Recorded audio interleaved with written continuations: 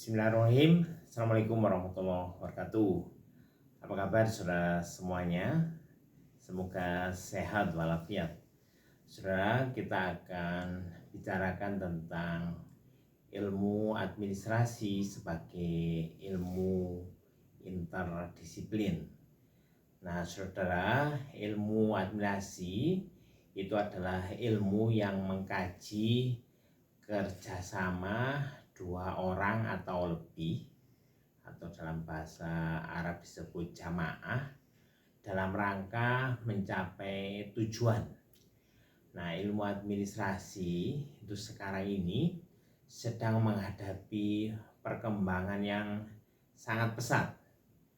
Meskipun demikian, pemikiran dasar ilmu administrasi, khususnya administrasi publik atau administrasi negara, itu pada dasarnya sama dengan pemikiran-pemikiran klasik. Tonggak penting ilmu administrasi itu kita ketahui, diantaranya itu adalah Piagam Madinah tahun 622, kemudian era pemerintahan Khalifah Umar bin Khattab tahun 634 yang melanjutkan dasar-dasar pemikiran ilmu administrasi negara. Terus yang ketiga itu munculnya ide ilmu negara oleh Ibnu Khaldun kira-kira pada tahun 1332.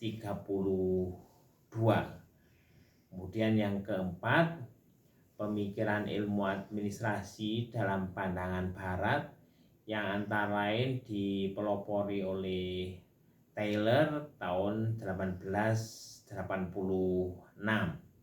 Selanjutnya yang kelima itu adalah perkembangan lanjutan ilmu administrasi publik atau ilmu administrasi negara yang dilanjutkan dengan pemikiran-pemikiran ilmu administrasi bisnis. Nah, selanjutnya era sekarang ini adalah era perkembangan yang luar biasa dari ilmu-ilmu lain yang kita sebut sebagai interaksi ilmu administrasi dengan ilmu-ilmu lain dan teknologi. Kita tahu sekarang misalnya berkembang ilmu data atau science data, dan kemudian juga misalnya teknologi informasi dan komunikasi. Nah, di era interaksi ilmu administrasi dengan ilmu-ilmu lain dan teknologi, itu kemudian makin jelas bahwa ilmu administrasi itu adalah ilmu interdisiplin. Nah, ini berbeda dengan monodisiplin, di mana kalau monodisiplin itu artinya mengembangkan disiplin keilmuannya sendiri secara internal. Nah, penegasan bahwa ilmu administrasi itu adalah ilmu interdisiplin itu sebenarnya sudah dimulai di era klasik itu ya. Jadi interdisiplin itu adalah pendekatan atau hampiran menggunakan banyak ilmu. Nah, interdisiplin itu sendiri sebenarnya dibagi 4, yaitu yang pertama itu adalah interdisiplin itu sendiri, yaitu pendekatan dalam pemecahan suatu masalah dengan menggunakan tinjauan berbagai sudut pandang ilmu serumpun yang relevan secara terpadu. Kemudian yang kedua itu disebut multidisiplin, itu adalah pendekatan dalam pemecahan masalah atau pencapaian suatu tujuan dengan menggunakan tinjauan berbagai sudut pandang ilmu yang relevan. Terus yang ketiga itu disebut transdisiplin. transdisiplin itu adalah pendekatan dalam pencapaian tujuan atau pemecahan suatu masalah dengan menggunakan ilmu-ilmu yang relatif dikuasai oleh peneliti dan relevan dengan masalah yang akan dipecahkan, tetapi berada di luar keahlian peneliti itu sebagai hasil pendidikan formal. Jadi sudah di luar pendidikan formal peneliti, tapi peneliti itu mampu memecahkan masalah tersebut. Nah, ilmu yang berada di luar keahlian peneliti ini digunakan untuk memecahkan suatu problematika. Bisa jadi ilmu yang dipakai itu satu atau dua atau tiga disiplin ilmu, bisa juga beberapa disiplin ilmu.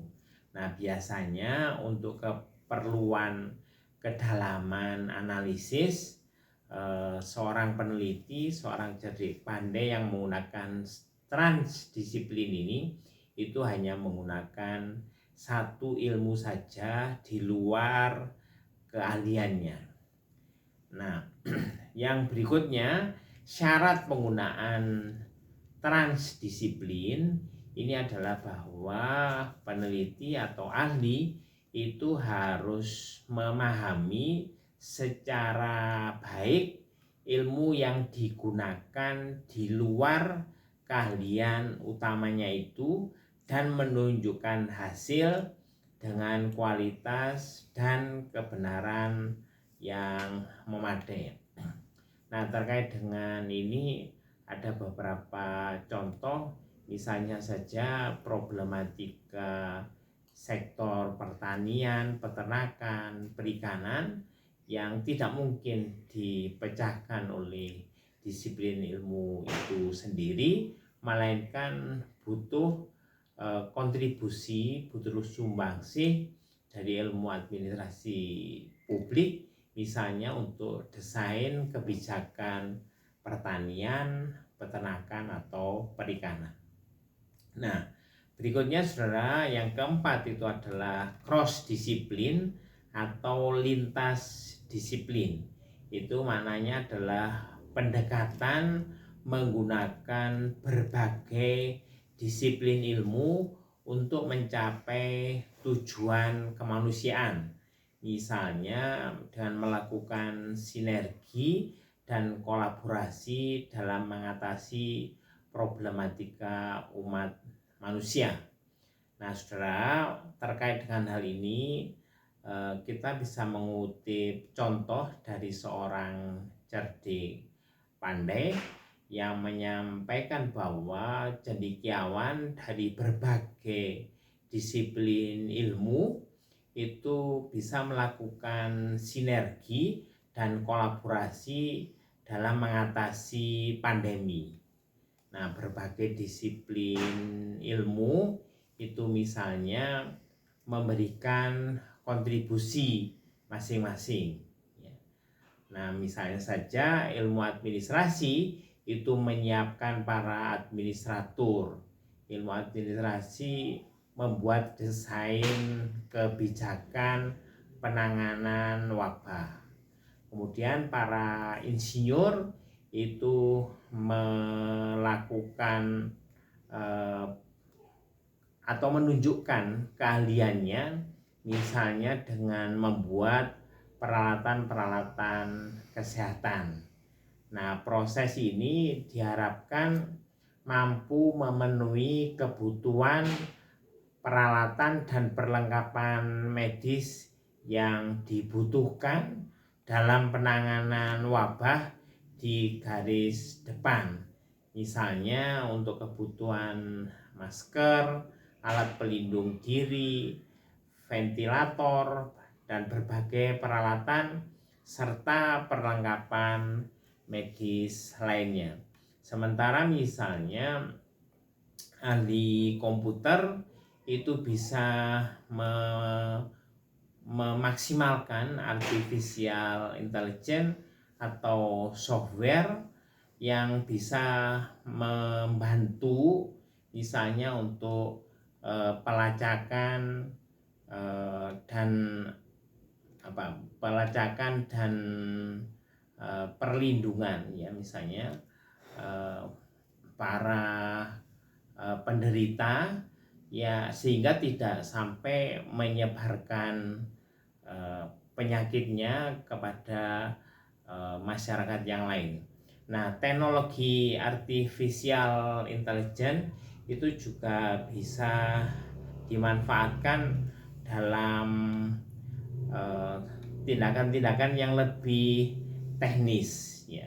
Misalnya untuk deteksi penyakit melalui foto, melalui pemetaan wilayah yang sudah terkena wabah dan yang belum terkena wabah dan lain-lain. Jadi deteksi dini ini tidak, misalnya saja, tidak tergantung pada tes, tapi bisa menggunakan teknologi artificial intelligence. Nah, saudara, inovasi dan sinergi dari berbagai disiplin ilmu diharapkan bisa membantu pasukan, kira-kira begitu, pasukan di garis depan dalam melawan wabah. Ilmu sosiologi misalnya juga bisa membantu mengatasi wabah ini terkait dengan pengenalan kebiasaan-kebiasaan masyarakat.